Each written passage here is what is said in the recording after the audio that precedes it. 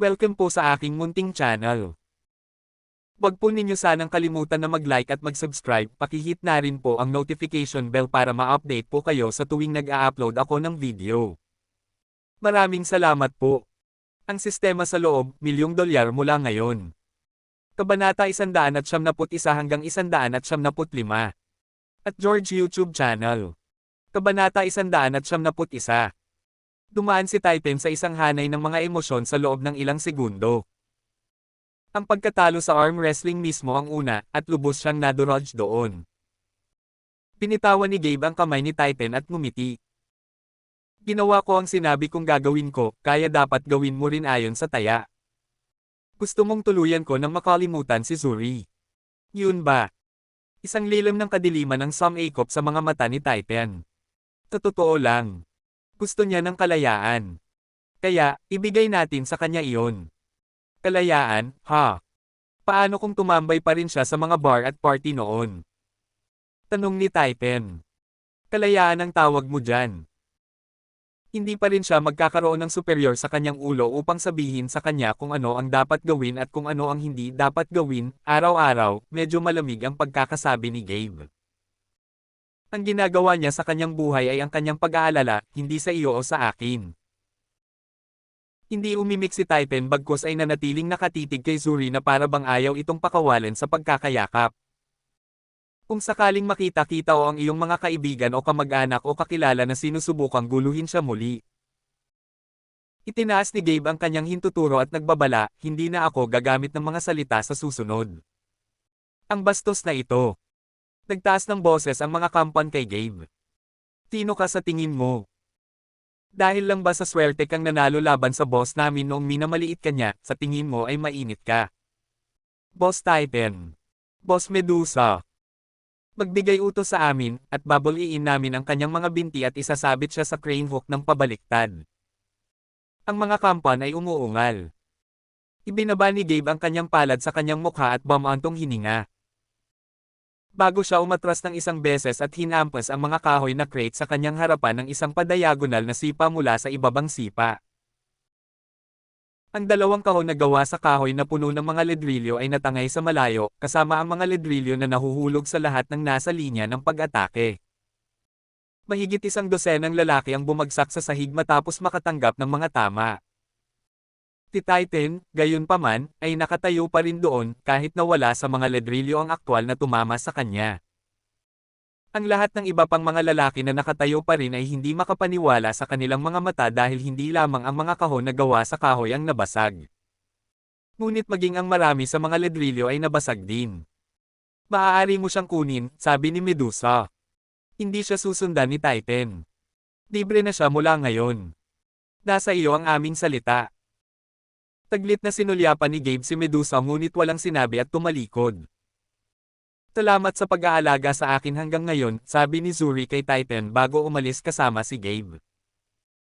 Pagkaalis nila, nagsimulang magbulong-bulungan ang mga kababata sa kanilang sarili dahil hindi gumagalaw si Titan sa lugar.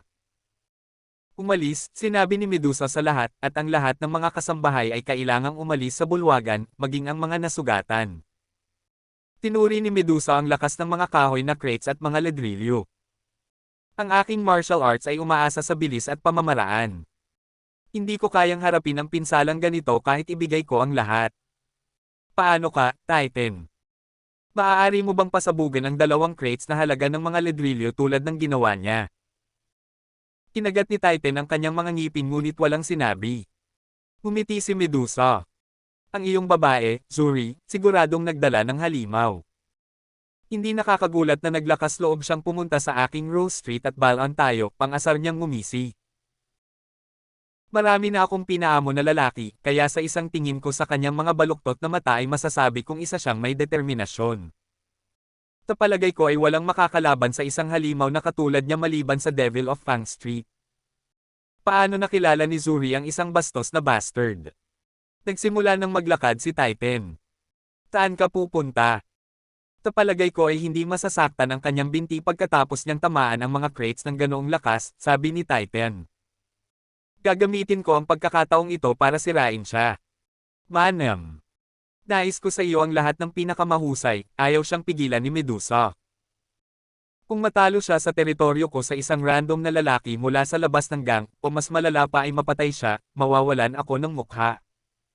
Dapat ko bang puntahan at obserbahan ang laban nila kung sakali? Ayaw niyang sumama, ngunit nagbago ang isip niya dahil sa curiosity niya sa identity ni Gabe. Natulala ako sa lakas at tiwala niya, nakalimutan ko pang itanong ang pangalan niya. Kung matalo siya kay Titan, gagawin ko siyang underling ko. Kung manalo man siya, alamin ko man lang ang pangalan niya. Samantala, nagmamaneho si Gabe at halos makarating sa dulo ng Rose Street. By the way, tinawag mo itong Medusa Street, di ba? Tanong ni Gabe. Ang mapa ay nagpapakita na ito ay Rose Street, bagaman. Well, maaaring tawagin ito ng mga karaniwang mamamayan ng Rose Street, ngunit tinawag ito ng mga miyembro ng gang na Medusa Street dahil siya ang amo, paliwanag ni Zuri. Nag-aalala ako kung ano ang gagawin niya kapag pinagbantaan mo sila, ngunit sa kabutihang palad, hindi siya tumugon. Ganoon ba siya kadelikado? Tinanong ni Gabe si Zuri, ngunit tinanong din niya si Siste ng parehong tanong. Hindi siya tinatawag na Crazy Spider nang walang dahilan. Siya ay isang dalubhasa sa malapit na labanan at pinabagsak ang maraming malalakas na lalaki upang maabot ang kanyang kasalukuyang posisyon. Sabi ni Zuri, ang kanyang mukha ay nagpapakita ng ilang antas ng takot. Habang ang karamihan sa mga tao ay nanghihina pagkatapos gumamit ng mga droga sa loob ng mahabang panahon, kahit papaano ay lumalakas siya. Pagkatapos niyang maging amo, 10 sa kanyang mga kampan ang naglunsad ng sorpresang pag-atake sa kanya at sinubukan siyang halayin. Hindi lang niya natalo ang mga ito, pinalamutian niya ang kanilang mga ulo sa bakod sa loob ng ilang buwan, o kaya narinig ko na. Ngunit ang tunay na nakakabaliw na bahagi ay ang sabi ng mga sabi-sabi na uminom siya ng dugo ng mga lalaking pinatay niya. Ano? Hindi lang yon. Ang mga lalaking inalipin niya ay inaasahang magbibigay din sa kanya ng dugo bawat linggo, dagdag ni Zuri. Akala ko ito ay isang chismis, ngunit noong nakaraang buwan, nakita ko si Titan na dinala sa kanya ang halaga ng mga pakete ng dugo ng isang crate. Umiinom ng dugo. Ito ba ay isa pang paraan ng pagiging mataas? Naiinis si Gabe dito. Hindi nakakagulat na tinawag siyang Crazy Spider. Siya ay sumisipsip ng mga likido ng mga tao, at siya ay baliw. Sa sandaling iyon, 2 barikada ang biglang inilagay sa unahan, kaya napilitan si Gabe na ihinto ang sasakyan sa pagmamadali. What the hell? Pinalibutan ng halos 100 lalaki ang kotse mula sa bawat direksyon, na nagdulot ng panginginig sa gulugod ni Zuri. Kitang-kita ang panginginig niya. Dapat nalaman ko. Hinding-hindi nila ako papayagang umalis ng ganoon kadali. Napalitan ng takot ang mga mata niya. Napahawak siya sa ulo niya at napasigaw. Sampain ka, Titan. Kabanata 172. Sumuko na tayo, Gabe. Iminungkahi ni Zuri sa isang mataas ang tono, stressed na boses. Hindi, maikli at mabilis ang tugon ni Gabe. Ha? Hindi mo ba nakikita ang lahat ng lalaking iyon sa labas? Tigaw niya sa takot. Nauuna ang ating buhay higit sa ano pa man. Alam kong malakas ka, pero ngayon lang, makinig ka sa sinasabi ko. Kung hindi, sasaksakin nila tayo at babarilan hanggang mamatay. Baka subukan nilang patayin ako, pero sa tingin ko hindi ka nila papatayin, sabi ni Gabe sa kanya. Kaya, hindi ka dapat mag-alala. Ha? Tinasabi mo bang wala akong dapat ikabahala kung ikaw lang ang nasa panganib? Oo, dahil hindi ako mamamatay ngayong gabi, bubuksan na sana ni Gabe ang pinto, ngunit pinigilan niya ito. Huwag. Masyado ka lang nagtitiwala. Tigaw ni Zuri, umaasang makarating sa utak niya ang malakas na boses nito. Kahit gaano ka kalakas, marami ka pa ring kahinaan, at may limitasyon ang tao. Hindi ka maaaring lumaban sa mga kutsilyo at baril na walang laman. Hindi ito katulad ng pagsipa ng ilang crates o pagkapanalo sa arm wrestling battle, ang tanga mo. Naiintindihan ko, kaya. Manood ka na lang, inalis ni Gabe ang kamay niya sa forearm niya bago lumabas ng sasakyan. May mga lalaki sa kalye pati na rin sa mga rooftop. Nasa lahat sila. Mayroong talagang higit sa 100 lalaki, at higit pa sa kanila ang sumasali sa likuran habang lumilipas ang mga segundo. Tignan mo itong mga numero. Natatawang-tawa ni Sista. Natatakot ka ba? Hindi ako magsisinungaling, nasa bulsa pa rin ang mga kamay ni Gabe habang matatag na nakatayo, ang wika ng kanyang katawan na nagmumungkahi na siya ay kalmado at composed. Pagkatapos labanan ang mga buwayan ng harapan, ang mga taong ito ay mukhang medyo cute. Napangiti si Sisto mula tenga hanggang tenga. Ito ang uri ng tugon na inaasahan niya mula sa alpha na pinili niya, pagkatapos ng lahat. Kung gayon ano pang hinihintay mo? Turuan ng mga idiot na ito ang pagkakaiba ng langit at lupa. Kahit na sinabi iyon ni Sista, hindi nagmamadaling pumasok si Gabe dahil may mga lalaking may hawak na baril sa kanilang mga kamay. Bagamat kumpiyansa siyang maiiwasan ang mga bala mula sa isang baril sa isang pagkakataon, hindi pa rin niya sinubukan ang sarili laban sa maraming baril, kaya sinabi niya. Sino sa inyo ang gustong kalabanan ako ng isa-isa? Tanong niya. Kung manalo ka, bibigyan kita ng $1,000,000 na cash on the spot. Ang kanyang mga salita ay nagpatingin sa bawat isa. Nagsimula silang magdaldalan sa isa't isa. Nasaan ang patunay na may pera ka? Tanong ng maraming lalaki. Pagkatapos ay ipinakita ni Gabe sa kanila ang kanyang bank account. Ang mga ito ay talagang mga peking numero na nilikha ng Sista sa pamamagitan ng pagmamanipula sa mobile app. Hindi niya idinagdag ang pera sa kanyang bank account. Matapos tingnan ang screen, nagulat ang mga lalaki.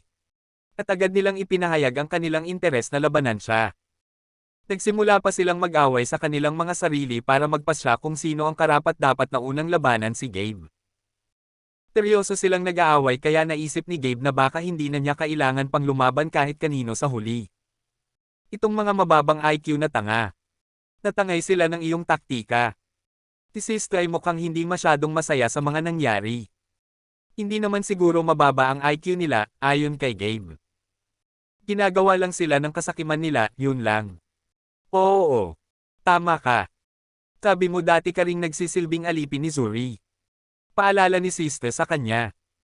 Tapalagay ko ang iyong desperasyon na manliligaw sa isang babae ay ginawa ka sa isang kalunos-lunos na beta. Nawala ng kulay ang mukha ni Gabe. Wag na nating pag-usapan ang nakaraan ko. Marami akong nagawa na hindi ko ipinagmamalaki. Anong nangyayari dito?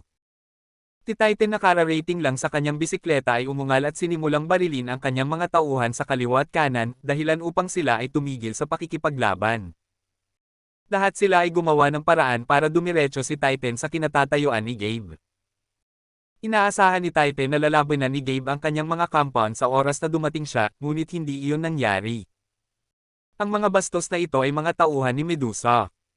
Kaya pala hindi nila pinakinggan ang mga salita ko at inatake ka. Papatayin ko sana silang lahat kung mga tauhan ko sila. Ganoon ba?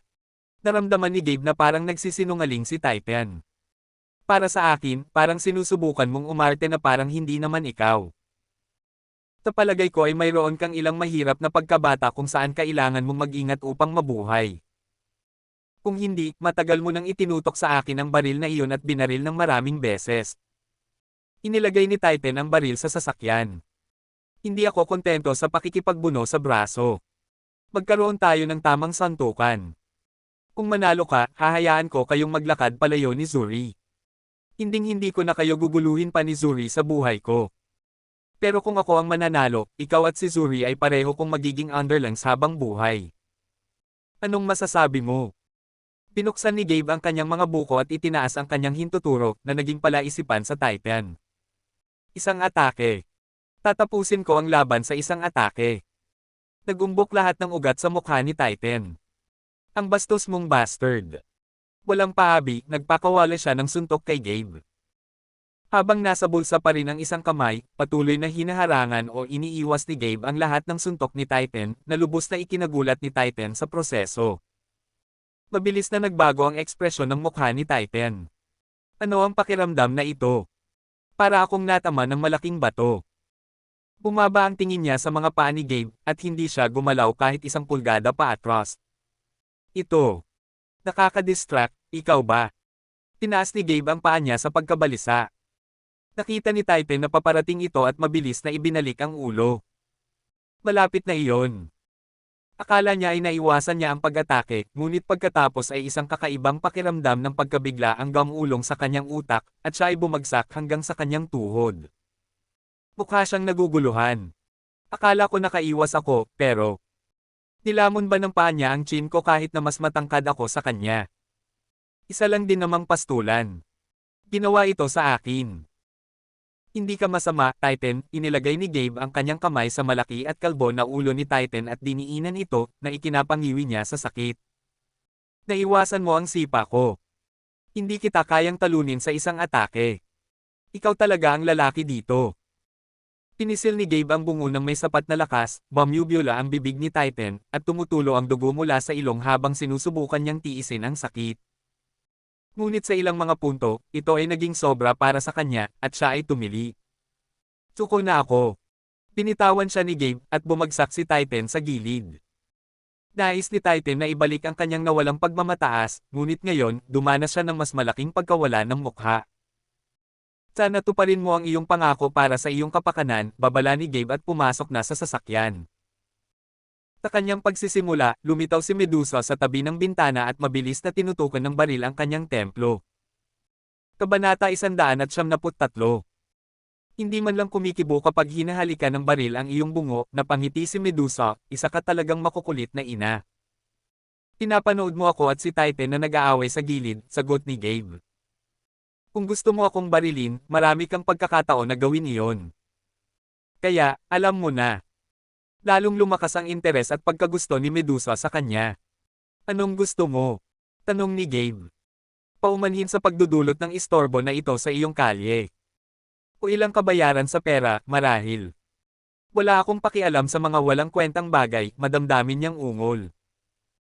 Ang gusto ko ay dalawang bagay. Ang una, ang iyong pangalan. At ang pangalawa, inikat niya ang kanyang ulo sa tulong ng baril sa pamamagitan ng pagpihit ng kanyang baba. At humalik siya, na ikinagulat ng lahat ng nanunood, lalo na si Zuri. Ano ba naman? Tinulak siya ni Gabe palayo. Hindi ako sanay sa kalokohang iyon. Ngunit sinasabi ng iyong mga mata na nagustuhan mo ito bagaman, dinilaan ni Medusa ang kanyang mga labi. Huwag mong sabihin sa akin. First kiss mo yon. Walang imik si Gabe, pero natutuwa siya sa puso niya na hindi Medusa ang first kiss niya. Ang loko mong aso. Napaungol si Zuri sa magkahalong galit at inggit. Ano sa tingin mo ang ginagawa mo? Hindi na pinansin ni Medusa si Zuri. Nakuha ko ang lasa ng iyong mga labi ayon sa gusto ko. Ngayon, sabihin mo sa akin ang iyong pangalan. Umiling si Gabe at pinaandar ang makina. Kahit nakatutok sa kanya ang baril ni Medusa, idiniin pa rin niya ang paa sa accelerator at nagmaneho palayo. Inilabas ni Zuri ang ulo sa bintana at sumigaw, ang pangalan niya ay. Ipinakita niya ang kanyang gitnang daliri. First, ang P*K* na iyon. Nais ni Medusa na mabaril niya si Zuri sa ulo. Pagkaalis ng sasakyan, tumingin siya sa kanyang mga kababata. Mangyaring sabihin sa akin na isa sa inyong mga bastos ang kumuha ng kanyang larawan. Oo, boss. Lumapit ang ilang mga lalaki, at sinuntok at sinipa sila ni Medusa sa mga sensitibong bahagi bilang gantimpala na nagpangiwi sa kanila sa sakit at kasiyahan. Pagkatapos ay tinulungan ni Medusa si Titan na makatayo. Wala pa akong nakitang kasing laki mo na madaling mahulog. Tinadya niya itong asarin. Alam kong hindi ka sinasadyang matalo, pero parang batang nakipag-away sa matanda at natalo. Kung ako sa iyo, uupo ako sa aking teritoryo at hindi aalis sa loob ng 1 buwan o 2 buwan. Umunat ang noo ni Titan at may pagkabigo na naglakad palayo. Wala siyang masabi matapos matalo ng labis.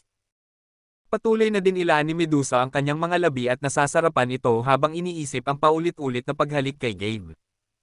Ang kanyang dugo ay ang pinakamahusay. Hindi pa ako nakatikim ng ganito kay Aman. Hindi na ako makapaghintay na mahawakan pa ito.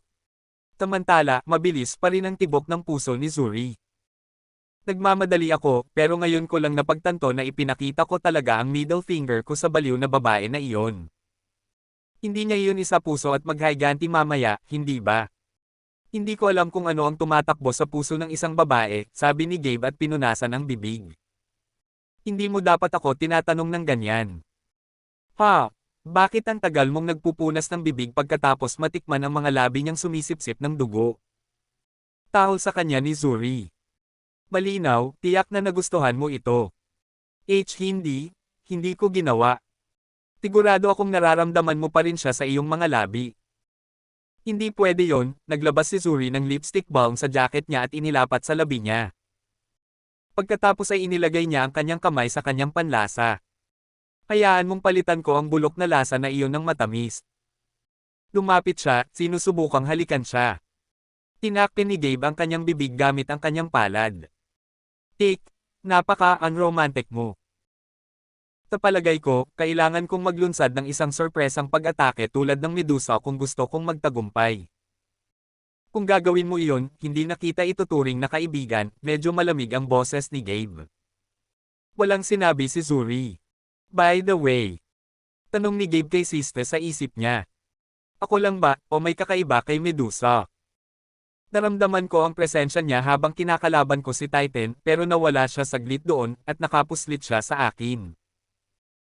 Maging ang kanyang mga kampan ay tila hindi naramdaman ang kanyang presensya kahit nakasama siya, hanggang sa lumabas siya at itinutok ang kanyang baril sa akin. Nagtataka ito sa akin kung may sistema ba siya. Hindi. Kung ginamit niya ang kapangyarihan ng sistema, alam ko na sana. Paniniguro ni Sista. Kaya siguro ginamit niya ang sarili niyang lakas. Sariling lakas, ha? Medyo masyadong mabilis siya para ituring na tao, pagtataka ni Gabe. Kaya niyang takpan ng 10 metro sa isang segundo. Iyan ay isang bagay na kahit na ang mga profesional na sprinter ay hindi magagawa. At may ganitong bagay tungkol sa pag-inom niya ng dugo. Kaya hindi ko maiwasang magtaka kung siya ba. Masasabi kong vampira. Abnormal na tumahimik si Sista. Bakit wala kang sinasabi? Tanong ni Gabe. Ayokong hilahin ka sa mundong iyon. Sabi ni Sista. Kaya, pag-usapan natin ito kapag may tamang panahon. Medyo bumilis ang tibok ng puso ni Gabe. Gaya ng naisip ko. Mas maraming kapangyarihan sa mundo kaysa sa ibinigay lamang ng mga sistema. Kung hindi, hindi makatuwiran para sa mga tulad ni Rika na maging mas malakas kaysa sa akin. Ngunit, gayon pa man, mag-isip na totoo ang mga vampira. Tumindig ang mga balahibo sa kamay niya. Manem. Maya-maya lang ay naramdaman niya ang mahinang pag-aapoy sa kanyang labi. Nilagay niya ang daliri niya sa labi niya saka tumingin sa daliri niya. May bahagyang bakas ng dugo dito. Ito ay. Kay kinagat niya ba ako nung hinalikan niya ako? Sobrang nanginig ang puso niya. Parang kinagat niya ang labi ko, sabi niya kay Sista. Hindi ito magdadala sa akin sa anumang uri ng problema, tama ba? At tubiling sumagot si Sista. Nasa kanya ang pabango ng iyong dugo, kaya mararamdaman ka ni Shell kapag nasa hanay ka niya. Depende sa kanyang antas, ang kanyang saklaw ay maaaring mula sa ilang daang metro hanggang maraming milya. Napahawang ang labi ni Gabe. Dapat kong master ang hypersense sa lalong madaling panahon. Lalo niyang nadama na kailangan niyang maging master alpha ng walang pagkaantala. Kabanata 174. Iniuwi ni Gabe si Zuri. Sigurado ka bang gusto mong manatili dito? Tanong niya sa kanya. Sa tingin ko, mas mabuting manatili ka sa bahay ng iyong kaibigan ng ilang araw man lang. Hinding-hindi natin mapagkakatiwalaan ang mga bastos na iyon. Sa bahay ng kaibigan, ang ibig mong sabihin ay sa iyo. Tinadya niyang tanong. Nagtaas ng kilay si Gabe. Pagkatapos, huwag kang mag-abala. Kaya kung alagaan ang sarili ko, lumabas si Zuri. Pero may isang bagay akong gustong sabihin sa'yo. Hindi karapat-dapat sa'yo ang boring na babaeng yan na si Mia. Masyado kang malaki para sa kanya, kung alam mo ang ibig kong sabihin. Hindi. Hindi ko maintindihan ang ibig mong sabihin, sagot ni Gabe. Hindi, sa palagay ko ginagawa mo, napangisi si Zuri at umalis. Bamantong hininga si Gabe. Napakadelikado niya. Iniisip ko na ang swerte ko sa piling ni Mia, pero pinipilit niya akong paniwalaan na kabaliktaran iyon. Siguro, ganyan ang itsura niya. Sabi ni Sista. Matapos ang naabot mo mismo sa kanyang mga mata, ang kanyang mga salita ay may katuturan sa akin. Nagmumukhang mura si Mia kapag katabi niya ang isang lalaking nakakaiwas sa mga bala at takutin ang mga boss ng Snake Gang sa sarili nilang teritoryo.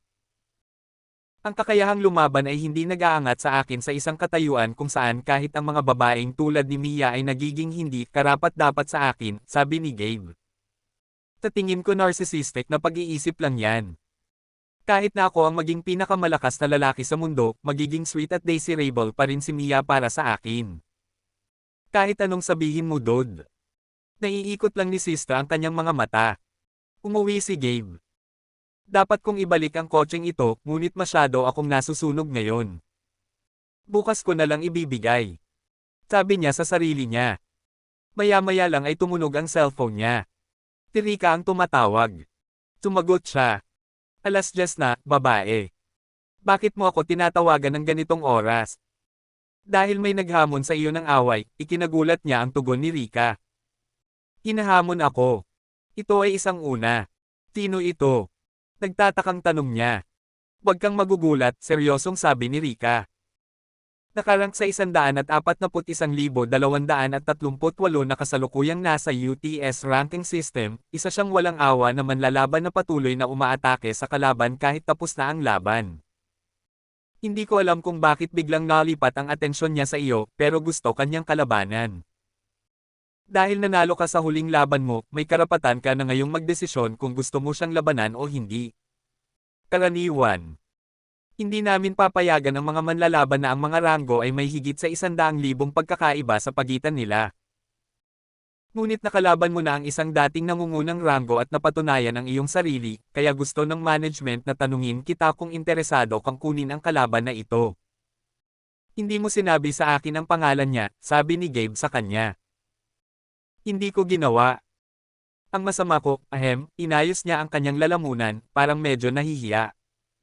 Ang pangalan niya ay Kirk. Natahimik si Gabe. Lumipas ang ilang segundo.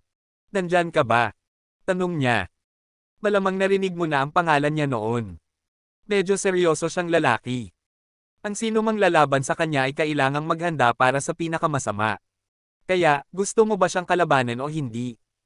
Kung ayaw mo, naiintindihan ko ng lubos. Tutulungan kitang pumili ng isa pang kalaban. Hindi ko makaligtaan na kumita ng madaling pera, mabilis na sabi ni Gabe. Ibig kong sabihin, kakalabanin ko siya. Sigurado ka ba? Ako ay 1,000% na sigurado.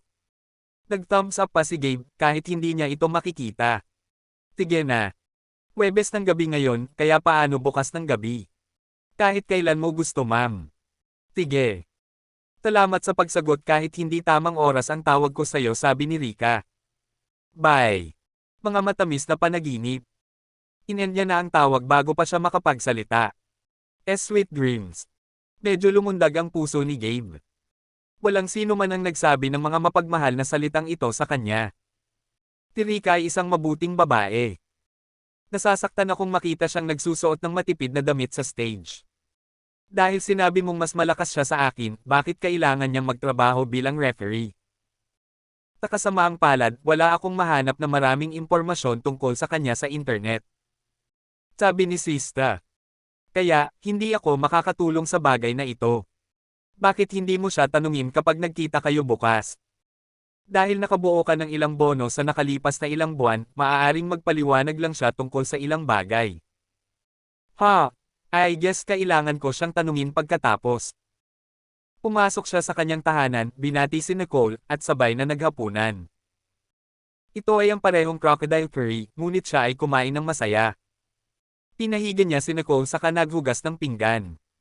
Sa mga araw na ito, madalas na inaasikaso ni Nicole ang mga gawain sa kusina kahit na nagsimula siyang magtrabaho sa Tuna Waves, kaya gusto ni Gabe na magpahinga siya hanggat maaari sa kanyang day off. Maya-maya, pumunta si Gabe sa bahay ni Mia.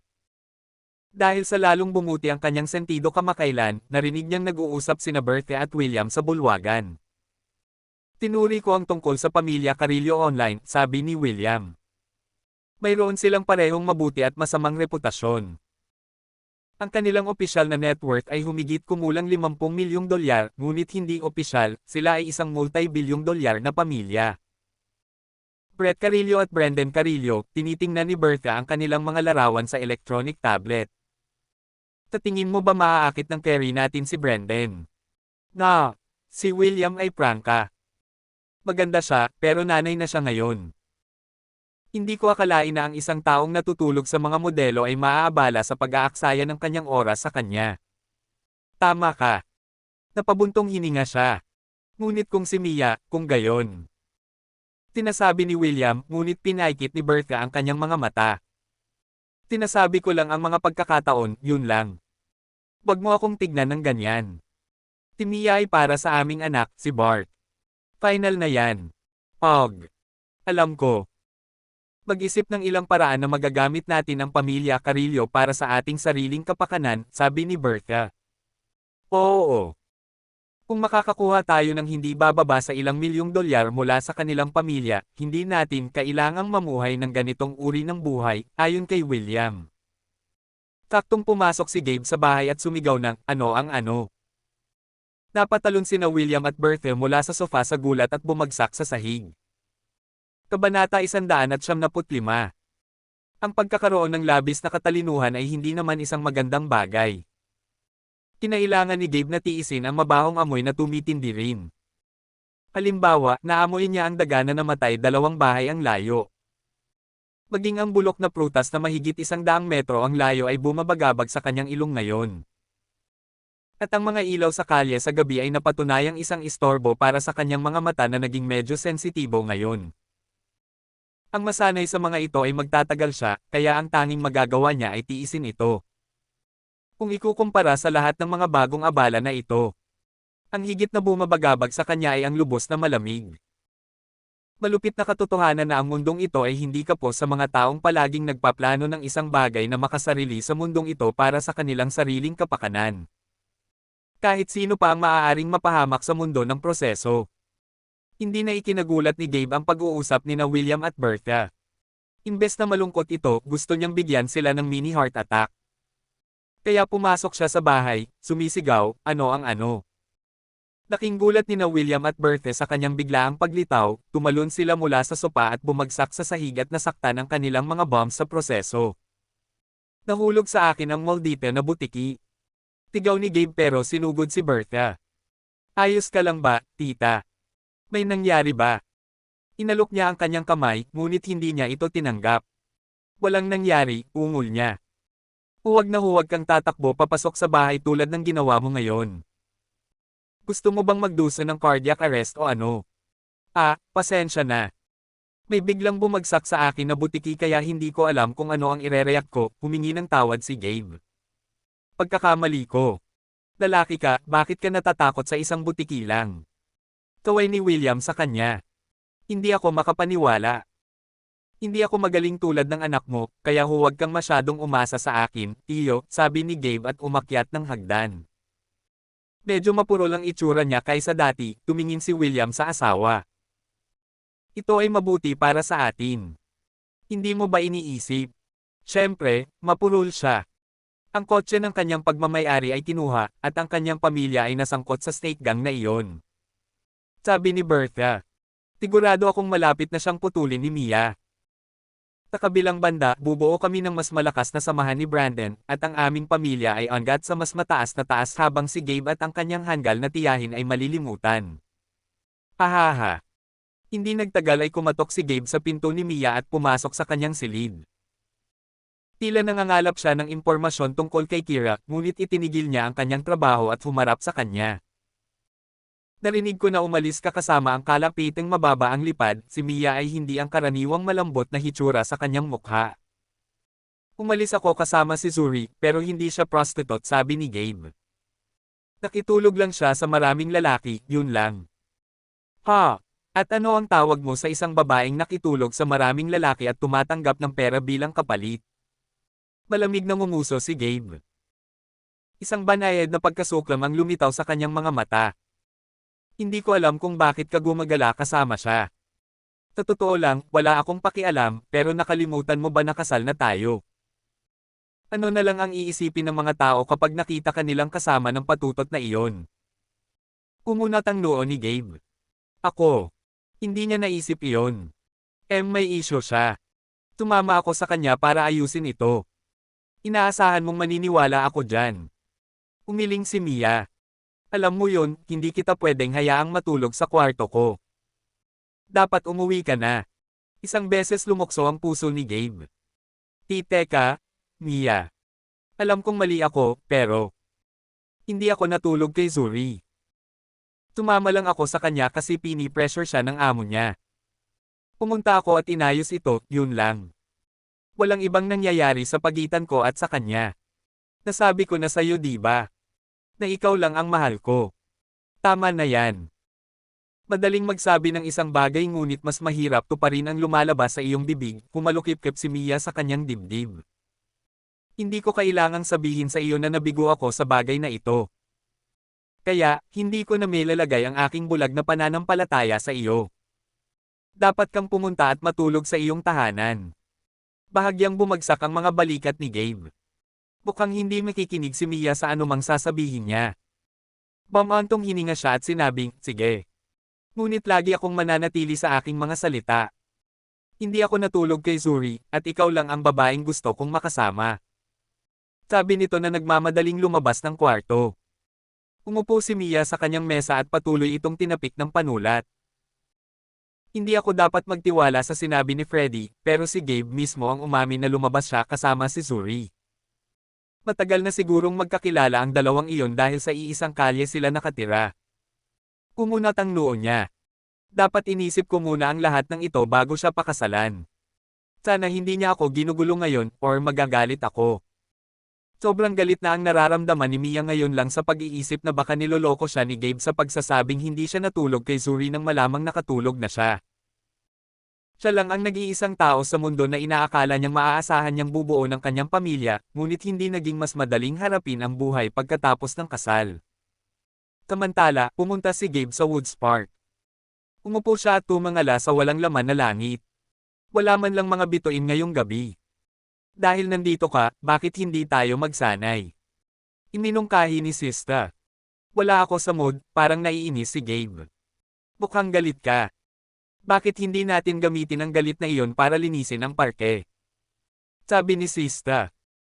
Medyo kinakalawang ang mga bakal na poste doon dahil matagal na silang hindi pininturahan. Bakit hindi mo gamitin ang iyong mga kuko upang alisin ang kalawang na iyon? Yung kuko ko. Nalipat ang atensyon ni Gabe. Gusto mo bang mawala ang kuko ko o ano? Hindi.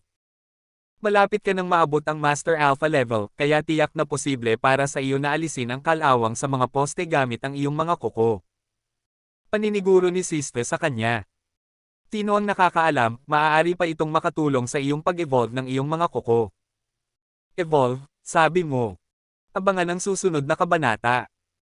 Please like and subscribe my channel. Maraming salamat po sa inyong pakikinig.